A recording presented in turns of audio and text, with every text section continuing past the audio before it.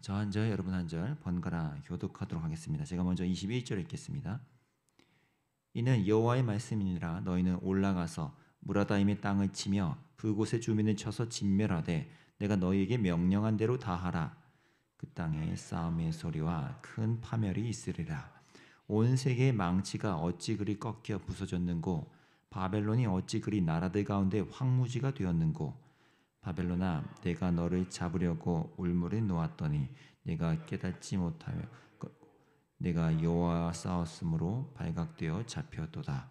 여호와께서 그의 병기창을 열고 분노의 무기를 꺼내면 주 만군의 여호와께서 갈대아 사람의 땅에 행할 일이 있음이라. 먼 곳에 있는 너희는 와서 그를 치고 그의 곡간을 열고 그것을 곡식더미처럼 쌓아 올려라. 그를 진멸하고 남기지 말라. 그의 황소를 다 죽이라. 그를 도살하려 내려보내라. 그들에게 확 있도다. 그들의 날 그 벌받는 때가 이르렀음이로다. 바벨론 땅에서 도피한 자의 소리, 시온에서 우리 하나님 여호와의 보복하시는 것, 그의 성전에 보복하시는 것을 선포하는 소리로다. 활 쏘는 자를 바벨론에 소집하라. 활을 당기는 자여, 그 사면으로 진을 쳐서 피하는 자가 없게 하라. 그가 일한 대로 갚고 그가 행한 대로 그에게 갚으라. 그가 이스라엘의 거룩한 자 여호와를 향하여 교만하였음이라. 그러므로 그날에 장정들이 그 거리에 엎드러지겠고 군사들이 멸절되리라. 여호와의 말씀이니라. 주 만군의 여호와의 말씀이니라. 교만한 자여, 보라, 내가 너를 대적하나니 너의 날 곧 내가 너를 벌할 때가 이르렀음이라. 교만한 자가 걸려 넘어지겠고 그를 일으킬 자가 없을 것이며 내가 그의 성읍들에 불을 지르리니 그의 주위에 있는 것을 다 삼키리라. 아멘. 드디어 하나님이 익명의 침략자들을 또 들어 사용하셔서 본격적으로 바벨론 향해 호출하게 만드십니다.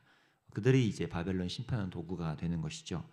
이제까지 앞단락에서는 바로 앞에는 이제 이스라엘이 앞으로 맞이할 미래의 상황을 조금 소망감 있게 언급했다면, 다시 하나님이 이제는 이스라엘의 미래가 아닌 바벨론의 미래, 그들이 맞이할 이제 끔찍한 미래에 대해서 신랄하게 표명하고 계십니다.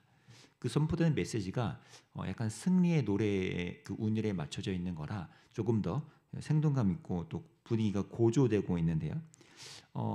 21절에 표현되는 두 곳이 이제 지명이 등장하는데요. 무라다임과 그곳이라는 곳입니다. 이러한 용어에서도 이제 해석이 크게 두 가지로 갈리는데 둘 다 사실 일리가 있습니다. 단순히 지명의 이름이다, 바벨론을 대표하는 이름이다라고 우리가 읽을 수도 있는 것이 바벨론의 많은 도시 중에 이 유독 두 도시만 언급되고 있기 때문이고요. 또 다른 이제 해석하는 방법은 이제 언어 유희적인 건데요. 이 무라다임과 브곳이라는 말의 자체의 뜻이 각각 반역 그리고 징계 또는 심판이라는 뜻이기 때문에 읽는 것 자체에서 그런 의미가 되는 거죠. 이 반역의 땅을 치고 이 심판의 주민을 쳐서 진멸하겠다라는 이런 말의 뜻도 되기 때문에 하나님께서 지금 이들을 향한 마음이 또 계획이 어디에 좀 놓여져 있는지를 우리가 좀 읽어낼 수 있는 것입니다. 근데 여기서 하나님은 중요한 건 하나님의 행동이 이러하다는 것을 계속 강조하시려는 거예요. 내가 이들에게 이렇게 행할 것이다라고요. 이런 하나님의 행동 방식, 하나님이 이렇게 행할 것이다라는 것이 오늘 본문에서 꽤나 중요한 이유는 29절 중반부에 좀 언급되는 표현 때문입니다. 29절의 중반부를 좀 들여다보면 우리가 잘 아는 당연한 말 같지만 오늘 본문에서 꽤 의미심장하게 사용되는 표현이 등장합니다. 29절 중반부부터 제가 읽으면요. 그가 일한 대로 갚고 그가 행한 대로 그에게 갚으라. 그가 이스라엘의 거룩한 자 여호와를 향하여 교만하였습니다. 지금 하나님이 또 다른 누군가를 들어 쓰셔서 바벨론 치실 때 이렇게 말씀하시는 거죠. 그 바벨론이 행한 대로 갚고 그에게 갚아주라라고요. 행한 대로 갚는 거, 이게 왜 중요할까요? 바벨론이 하나님의 도구로서 이제 이 많은 이방 나라를 심판하는 사람 존재로서 쓰임 받을 때 그 일을 진행하는 이 바벨론, 그 바벨론도 사실은 어떻게 했어야 합니까? 이 하나님의 행동 방식인 행한 대로 갚아주는 정의와 공의를 행하는 그 논리 위에서 자신이 하나님의 심판 도구로서 쓰임 받았어야 하였는데 그러지 않았다는 거죠. 심판적 처벌을 내가 대신 대행한다고 해서, 하나님 대신에 그것을 대행한다고 해서 내가 막 마음대로 내 마음 원하는 대로 내키는 대로 누군가를 유린하고 농락하고 괴롭게 하고 이것이 내 권리다라고 하면서 자행할 수 있는 것이 아닌데도 바벨론은 그런 것을 택하고 하나님의 논리 방식을 무시했다는 거죠. 내가 내 힘대로 내 권력을 발휘해서 지금 이들이 치는 건데 대체 누가 나에게 뭐라 그래? 라는 생각에 사로잡혀 있던 바벨론이다 보니 하나님의 이 행동 논리요, 행한 대로 갚으시는 이 하나님의 입장에서는 그것마저 바벨론의 지금 원리를 침범한 행동이 되고 있는 것입니다. 이방 나라를 심판하는 과정에서도 그 이방 나라들이 행한 대로 갚으시는 하나님의 이 논리, 이것을 바벨론도 유지했어야 하는데 바벨론은 그것을 실패하고 무시했던 것입니다. 그렇기 때문에 하나님은 오케이, 그러면 바벨론 너에게도 나는 바벨론 너가 행한 대로 갚겠다라고 말씀하시는 거죠. 하나님의 정의와 공의를 무시한 그들에게도 하나님은 너의 그 행동대로 나는 갚겠다라고요. 그리고 이것을 29절 끝에서는 하나님을 향한 교만이라고 표현하고 계십니다. 이 점을 저와 여러분의 삶에도 좀 의미 있게 적용할 필요가 있는 것 같습니다. 우리가 누군가의 관계에서나 뭔가를 선택하고 결정하고 진행할 때에도 그 모든 과정에서 우리가 잃지 말아야 할 이 행동 논리는 바로 이 정의와 공의라는 하나님의 방식이죠. 때로는 내가 그 논리보다 또 과하게 반응한다거나 내가 기준이 돼서 내가 지금 격앙된 대로 내 누군가를 내 입맛대로 내 재단대로 해서 그들을 갚아주려고 하고 하는, 남들을 그렇게 처리하려고 하는 그런 행동 방식은 공의를 사랑하시는 이 하나님의 행동 논리에 어긋나기 때문입니다. 그래서 여러 우리가 개인적인 것뿐만 아니고요, 뭐 사회적으로나 공적으로 뭔가 우리가 거시적으로 좀 우리가 씁쓸하게 여기는 어떤 이슈들에 대해서 하나님의 일하심을 중보하며 나아갈 때, 그때에도 우리는 막 우리의 안타까움을 함께 표현함과 동시에 이 정의와 공의를 토대로 일하시는 하나님은 그분께서 이 일에서 기입하시기를 우리가 간구해야 한다는 것이죠. 행한 대로 갚으시는 하나님이시기 때문에 하나님 이 모든 상황들을 주시하시면서 하나님의 논리대로 이 일들을 갚아 행하여 주시기 원한다고, 그런 기도가 우리에게 필요하고, 그것이 바로 우리 또한 하나님의 행동 노선을 우리가 함께 지켜내는 과정이라는 것입니다. 이와 관련해서 흥미로운 또 다른 점이 오늘 본문에 이 바벨론을 향해서 하나님 스스로의 관계를 하나님이 언급하시는 부분인데요. 24절에 그런 표현이 등장합니다. 24절에 제가 읽겠습니다. 바벨론아, 내가 너를 잡으려고 올무를 놓았더니 내가 깨닫지 못하여 걸렸고 내가 여호와와 싸웠으므로 발각되어 잡혔도다. 놀라운 표현이죠.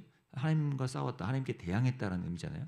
사실 바벨론이 하나님께 무슨 대단하게 대항했습니까? 하나님께 뭐 대단하게 뭘 했다고 느껴집니까? 그렇지 않죠. 다만 그가 이 하나님의 행동 방식, 하나님과 반대되는 영리를 취하면서 하나님의 정의와 공의를 경시하는 그 오만한 자리에 앉는 것, 그것이 곧 하나님과 싸우는, 하나님과 대항하는 것이었다고 지금 얘기하고 있습니다. 좀 전에 제가 말씀드린 하나님의 정의와 공의라는 행동 논리를 취하지 않고 그 노선에 서지 않고 그냥 내 입맛대로 내 멋대로 그냥 방식을 취하는 것, 그것이 곧 하나님께 대항하는 행동 방식이라는 것입니다. 우리가 나도 모르게 하나님께 대항하고 하나님과 충돌하는 이런 반대되는 영리의 논리를 취하는 것, 이런 행동이 우리 삶에 꽤 많이 일어난다는 거죠. 내가 하나님께 적극적으로 대항하지 않을지언정 하나님의 정의와 공의에 부합하지 않은 논리 방식을 내가 택하는 그 순간이 바로, 그때가 바로 이 하나님과 내가 대항이 일어나는 부분이라는 것입니다. 바벨론이 뭐 좀 더 남들보다 나아서, 그들보다 옳아서, 그들보다 뭔가를 더 잘해서 쓰임 받은 게 아니었던 것처럼요. 그들도 여전히 동일한 하나님의 피조물로서 서 있었고, 그들도 이 창조주의 주권 아래에 있는 그런 자들이었죠. 그래서 그들은 그 하나님의 창조주의 방식대로 그들의 삶에 일어나는 이것들을 감당해야 했습니다. 그럼에도 그들은 그것을 외면했던 것이고, 이 점이 사실 우리에게도 의미하는 바가 있다는 겁니다. 창조주의 논리, 그분의 행동 방식, 그분의 질서를 우리의 삶에도 가져와서 적용하는 것. 나의 작은 어떤 결정과 행동과 누군가를 향한 또는 이 사회와 세상을 향한 판단 방법에서도 우리는 이 하나님의 논리 방식을 내 삶에 채택해서 그것으로 우리가 세상을 바라보고 타인을 대하는 것이 우리에게 필요하다는 것입니다. 그것을 어긋날 때 우리는 자연스레 지금 바벨론과 유사하게 나의 논리와 방식을 주장하게 되고 그것이 맞다고 내가 이렇게 할 권한이 있다고 나는 이럴 만한 권리가 있는 사람이라고 우기면서 하나님께 대항하는 태도를 우리가 취할 수 있는 위험이 있다는 것입니다. 스스로가 그런 권리가 있다고 내가 그렇게 해도 된다고 여기는 순간 우리는 이런 위험에 가까워지는 것처럼 저와 여러분이 오늘 이 바벨론을 향한 하나님의 말씀들을 묵상하시면서 이것이 우리에게 안에서 일어날 수 있는 우리의 죄성의 위험성임을 우리도 자칫하면 내가 하나님 대신 또는 하나님에 대항하면서 하나님과 어긋나는 지점으로 흘러갈 수 있음을 우리가 기억하며 은혜를 구하면 좋겠습니다. 우리가 하나님의 행동 방식을 기억하고 하나님께서 공의와 정의를 사랑하시기 때문에 그 방식을 우리가 내 삶에서 채택해내는 방식, 하나님이 내게 원하시는 것들을 내가 자꾸 배워가는 우리의 습관이 우리의 삶에게 중요하니까 함께 이것을 배워가는 저와 여러분이 되기를 간절히 원합니다. 그 은혜를 오늘도 간절히 구하며 나가면 좋겠습니다. 기도하겠습니다. 하나님, 우리의 삶에 있어서 모든 부분에서 이 하나님의 행동 방식을 배워가기를 원합니다. 우리는 까딱하면 내 멋대로 또 내가 이런 권한이 있고 권리가 있고 나는 마땅히 이런 당위성을 가지고 있다는 존재로서 착각하기 쉬운데 그런 내 안에 있는 교만함과 오만함을 주님 다시 한번 성령께서 비추어 주시고 그것을 주님의 말씀 앞에 꺾어낼 수 있도록 인도해 주시기 원합니다. 오늘 이 하나님이 보이시는 행동 방식, 이 정의와 공의와 하나님의 주권 되심을 우리 오늘도 인정하는 내 삶의 모든 행동이 되게 도와주시고 타인을 대할 때에든 이 세상을 대할 때에든 나의 것이 앞서지 않고 나의 것이 하나님의 논리에 대항하지 않는 그런 우리의 습관 될 수 있도록 주님 우리를 지도하시고 또 인도해 주시기를 간절히 원합니다. 그렇게 우리가 하나님의 참된 중보자이자 이 땅에 하나님의 참된 대리자로서 그리스도의 대사로서 이 땅에 살아가는 오늘 성도 될 수 있도록 주님 붙잡아 주시기 원합니다. 예수님의 이름으로 기도합니다. 아멘.